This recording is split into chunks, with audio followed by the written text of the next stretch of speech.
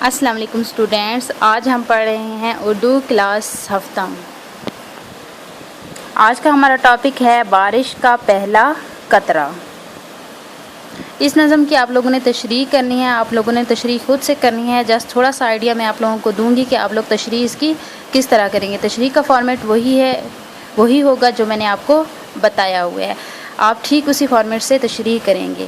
تو فرسٹ شعر ہے ہمارے پاس، گھنگور گھٹا تلی کڑی تھی پر بوند ابھی نہیں پڑی تھی، ہر قطرہ کے دل میں تھا یہ خطرہ، ناچیز ہوں میں غریب قطرہ۔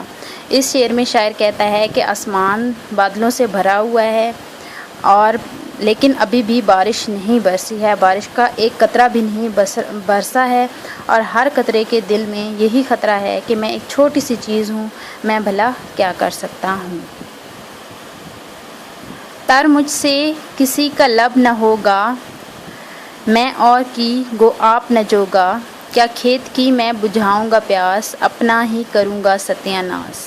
اب ہر قطرے کے دل میں یہ ڈر ہے کہ میں اپنے قابل بھی نہیں تو میں کسی اور کی کیا مدد کروں گا، مجھ سے کیا کسی بھی کھیت کی پیاس بھی نہیں بجھے گی، اور میں اگر نیچے گروں گا تو میرا اپنا ہی نقصان ہوگا۔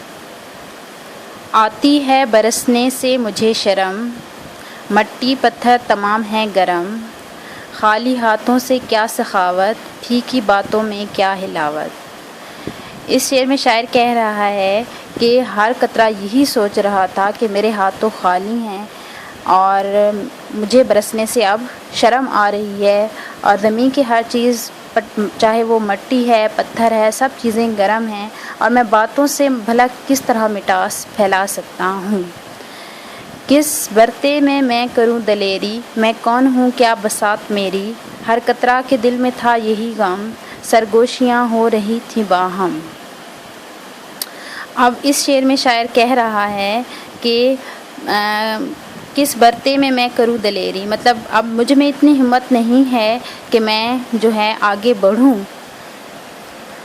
اور میری کیا حیثیت ہے، میں تو ایک چھوٹا سا ٹکڑا ہوں، میں تو ایک چھوٹا سا قطرہ ہوں، اور ہر قطرے کے دل میں یہی غم تھا۔ سرگوشیاں ہو رہی تھی باہم، مطلب سب ایک دوسرے سے، سرگوشیاں کا مطلب ہوتا ہے اکانوں میں ایک دوسرے سے باتیں کر رہے تھے۔ کھچڑی سی گھٹا میں پک رہی تھی، کچھ بجلی چمک رہی تھی، ایک قطرہ کے تھا بڑا دلاور، ہمت کے محیط کا شناور۔ اس شعر میں شاعر کہتا ہے کہ ہر جو قطرہ تھا وہ ایک دوسرے سے باتیں کر رہا تھا، اور بادلوں میں بجلی بھی چمک رہی تھی، اور ان میں سے ایک قطرہ بہت دلیر تھا، اور وہ جو ہے اس میں سے وہ سب سے آگے بڑھا۔ پیاز و جواد و نیک نیت، بھڑکی اس کی رگے حمیت، بولا للکار کے کر آؤں میرے پیچھے قدم بڑھاؤ۔ تو ان میں سے ایک قطرے نے ہمت کی ہے، اس نے سب کو پکارا ہے کہ آؤ میرے پیچھے آؤ اور قدم بڑھاؤ۔ کر گزر جو ہو سکے کچھ احسان، ڈالو مردہ زمیں میں جان، یاروں یہ ہچر مچر کہاں تک، اپنی سی کرو بنے جہاں تک۔ تو اس میں قطرہ کہہ رہا ہے کہ جتنا بھی تم سے ہو سکتا ہے، اگر چھوٹا سا بھی احسان ہو سکتا ہے تو تم وہ احسان کر ڈالو اور مردہ زمین میں جان ڈال دو، اور یہ جو ہے بہانے بازیاں چھوڑ دو، اور جتنا ہو سکتا ہے تم اپنے سے اتنا کر جاؤ۔ مل کر جو کرو گے جان فشانی، میدان پہ پھیر دو گے پانی، کہتا ہوں یہ سب سے برملا میں، آتے ہو تو آؤ لو چلا میں۔ تو اس طرح وہ کہہ رہا ہے کہ آؤ مل کر کچھ قربانی کرتے ہیں، اور اگر ہم سب مل کر کام کریں گے تو میدان پہ پانی ہی پانی ہو جائے گا، اور میں سب سے یہ صاف کہہ رہا ہوں کہ اگر میرے پیچھے آنا ہے تو آؤ۔ یہ کہہ کے وہ ہو گیا روانہ، دشوار ہے جی پہ کھیل جانا، ہر چند کے تھا وہ بے بضاعت، کی اس نے مگر بڑی شجاعت۔ اور یہ کہہ کر وہ روانہ ہوا ہے۔ اب یہاں پہ ہے دشوار ہے جی پر کھیل جانا، تو یہ اس میں یہ ہے کہ مشکل ہوتا ہے، کسی بھی کام کو کرنا مشکل ہوتا ہے پہلے، تو اسی طرح ان قطروں کے لیے بھی یہ مشکل تھا، لیکن وہ بے بضاعت کا مطلب ہوتا ہے وہ بے دولت تھا، اس کے پاس کچھ نہیں تھا لیکن اس میں ہمت تھی۔ دیکھی جرأت جو اس سخی کی، دو چار نے اور پیروی کی، پھر ایک کے بعد ایک لپکا، قطرہ قطرہ زمیں پہ ٹپکا، مطلب اس کی جرأت دیکھ کے باقی ایک دو قطرے بھی اس کے پیچھے چلے، اور اس کے پیچھے جب وہ چلے ہیں تو قطرہ قطرہ زمین پر ٹپکنے لگا ہے۔ آخر قطروں کا بن گیا تار، بارش لگی ہونے موسلا دھار، پانی پانی ہوا بیاباں، سیراب ہوئے چمن خیاباں۔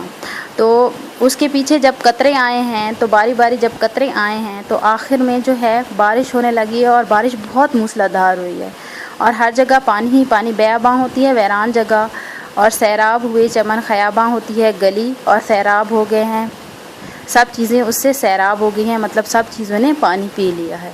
تھی قحط سے پائمال خلقت، اس می سے ہوئی نہال خلقت، جرت قطرہ کی کر گئی کام، باقی ہے جہاں میں آج تک نام۔